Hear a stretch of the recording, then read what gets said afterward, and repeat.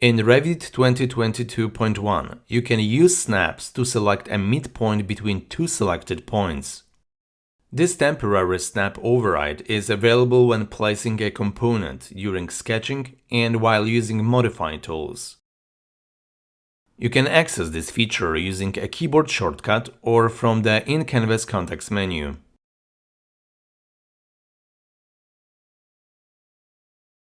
Right-click in the drawing window, expand the Snap Override submenu and select Snap Mid between two points to enable the temporary snap override.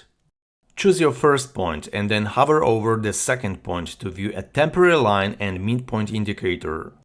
Click on the second point to place a component at the midpoint between the two selected points.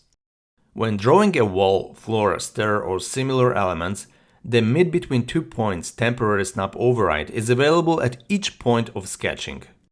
When using tools from the Modify menu, such as Copy, Move or Rotate, the mid between two points temporary snap override is available to help you easily relocate your elements to the desired position.